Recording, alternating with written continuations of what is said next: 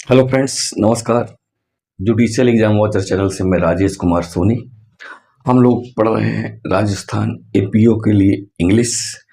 और ये राजस्थान एपीओ के अलावा भी अन्य जुडिशरी एग्जाम्स जहाँ कहीं पर भी इंग्लिश नेसेसरी है, उन सब के लिए ये काम का वीडियो है। आज हम पढ़ेंगे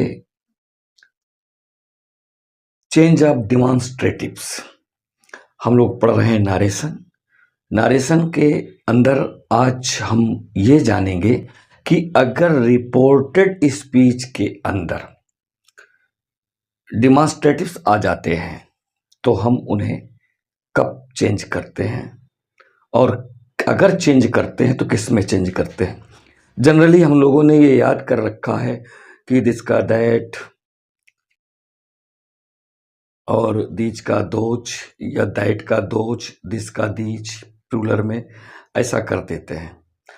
तो रूल है, कर देते हैं, ठीक है। लेकिन अब आपको ये भी जानना है कि कब करना है और कब नहीं करना है। जब ये डिमॉन्स्ट्रेटिव किसकी बात करेंगे तब हम इसको किस में चेंज करेंगे। गलतियां यही होती हैं। नरेशन में कुछ ऐसा नहीं है कि अगर आपको पता हो फिर गलती हो जाए। गलती आपसे तभी होगी जब आपको नरेशन की कुछ ऐसी चीज़ें जिनको आपने पढ़ा ही नहीं है या जानने की कोशिश नहीं की है और आपको पता नहीं है, फिर आपसे गलती हो जाएगी। अगर आपने केवल इतना ही जान रखा है कि दिस का दैट होता है या दीज का दोज होता है तो फिर आपसे गलती होगी। तो आज हम देखेंगे चेंज ऑफ डिमॉन्स्ट्रेटिव्स, ये देखेंगे आज।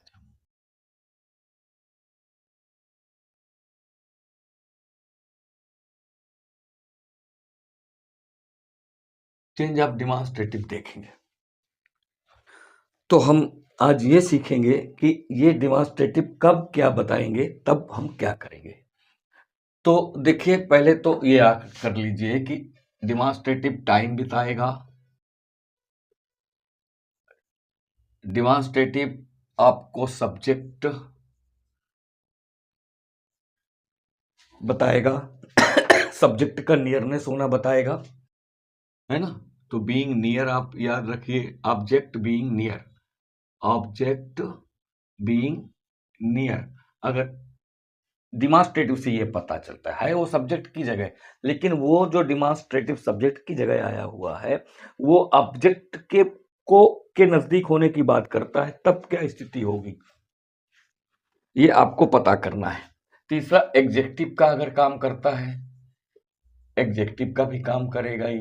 तो अगर ये रिपोर्टेड स्पीच के अंदर टाइम की बात कर रहा है, सब्जेक्ट बीइंग नियरनेस होने, नियर की बात कर रहा है, या फिर एग्जेक्टिव की बात कर रहा है ना, या फिर एज ए प्रोनाउन अगर यूज हुआ है, प्रोनाउन यूज हुआ है, तो कहने का मतलब ये है कि जो डिमॉन्स्ट्रेटिव है वो इन चार में से कोई भी काम करेगा जब आपके रिपोर्टेड स्पीच के अंदर आएगा। तो जब रिपोर्टेड स्पीच के अंदर आकर के इन चार में से कोई काम करेगा तो किस काम के लिए उसको किस में चेंज करना है ये आपको पता होना चाहिए, क्योंकि गलती यही होती है। तो देखिए, अगर ये टाइम की बात करता है तब तो सिंपल सी बात है कि दिस का दैट हो जाएगा। पहला, टाइम की बात करेगा तो दिस चेंज दैट में, ये आपको याद रखना है, ठीक है। अगर लिखा है दिस मंथ तो हो जाएगा दैट मंथ। तो ये टाइम की बात कर रहा है, देखो टाइम आ रहा है ना दिस के साथ में। अगर लिखा हो दिस वीक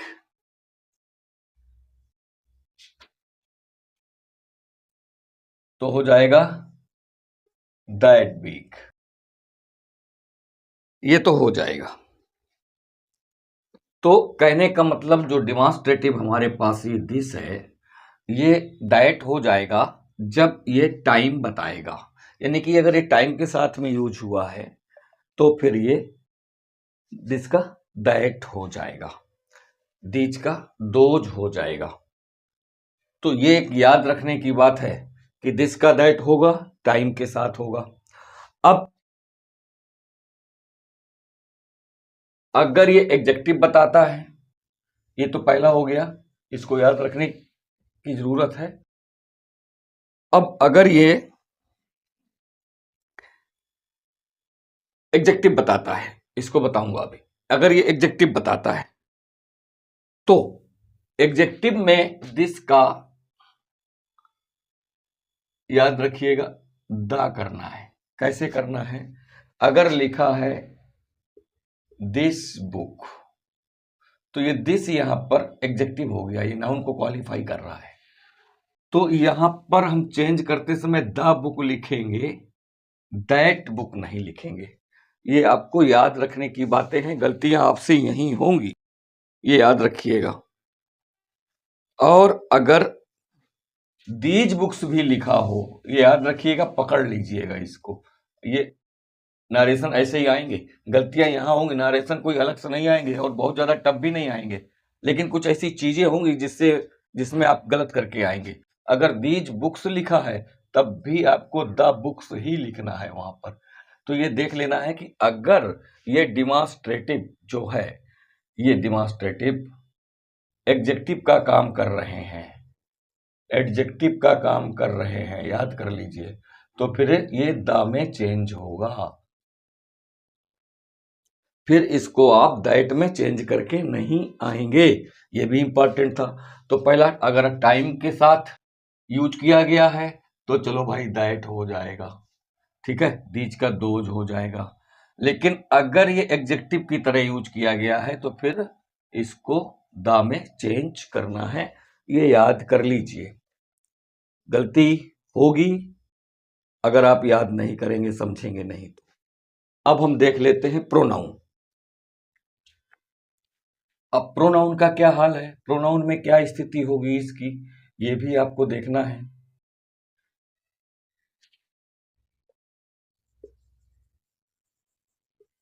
प्रोनाउन में स्थिति क्या होगी? तो अगर ये प्रोनाउन की तरह यूज किया गया है, ये डिमॉन्स्ट्रेटिव यदि प्रोनाउन की तरह यूज किया गया है तो ये फिर डिमॉन्स्ट्रेटिव इट में चेंज होगा, ये याद रखिएगा, ये याद रखना है। जैसे अगर लिखा है आई शैल डू दिस टुमारो,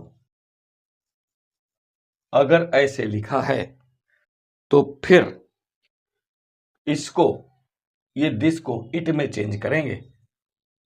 अभी मैं नरेशन में नहीं लिख रहा हूं, केवल डिमॉन्स्ट्रेटिव चेंज करना बता रहा हूं, इसलिए इसको मैं चेंज नहीं करूंगा, सिर्फ इसको चेंज करके लिख के बताऊंगा। आई शैल डू इट टुमारो।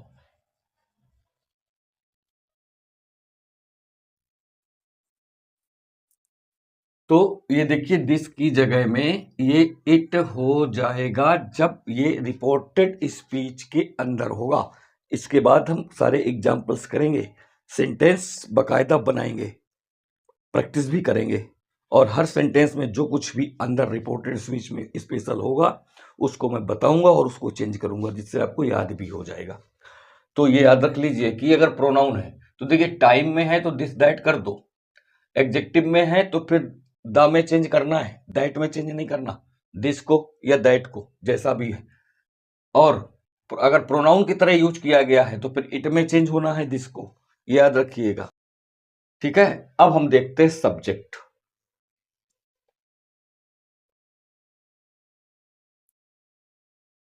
अब सब्जेक्ट की तरह, तो अगर ये जो डिमॉन्स्ट्रेटिव है ये सब्जेक्ट की जगह तो आया है, लेकिन वो ऑब्जेक्ट के पास होने का, नजदीक होने की बात कर रहा है, तो फिर आपको याद रखना है कि देखिए फिर ये क्या करना है, आपको चेंज नहीं करना है। जैसे मैं लिखता हूं, ये सब्जेक्ट की जगह में यूज किया गया, लेकिन लेकिन वो ऑब्जेक्ट के बीइंग नियर होने की बात कर रहा है, ऑब्जेक्ट बीइंग नियर।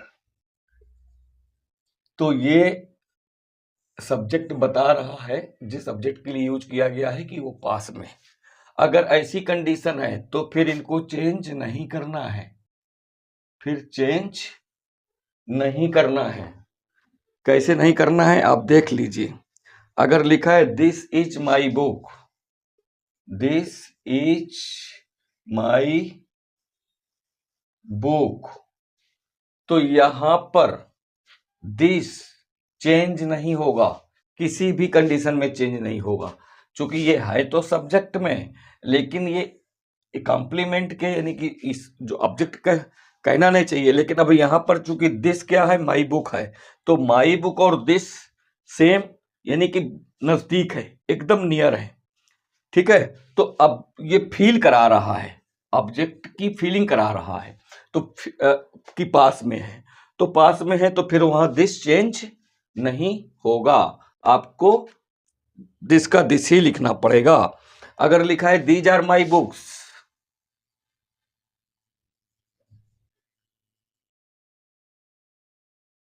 तो फिर ये दीज भी चेंज नहीं होगा, ये दिस भी चेंज नहीं होगा, क्योंकि ये डिमॉन्स्ट्रेटिव है और सब्जेक्ट की जगह पे यूज किया गया है।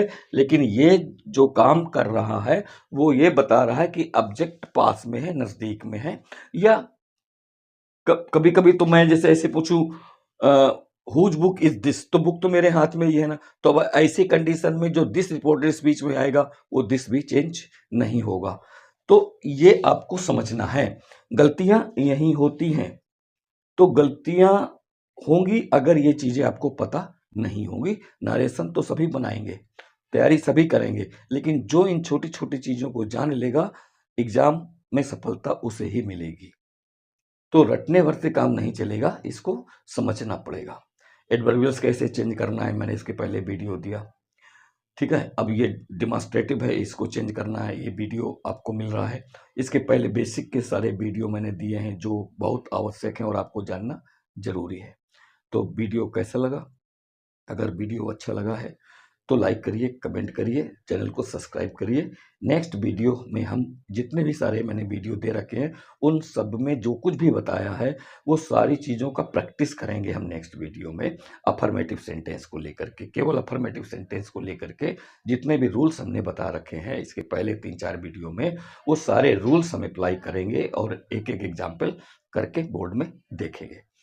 तो अगर आपने चैनल को सब्सक्राइब नहीं किया है तो आप चैनल को सब्सक्राइब कर सकते हैं। लाइक और कमेंट आप जरूर करिए, मुझे मोटिवेट करिए। Thank you for watching.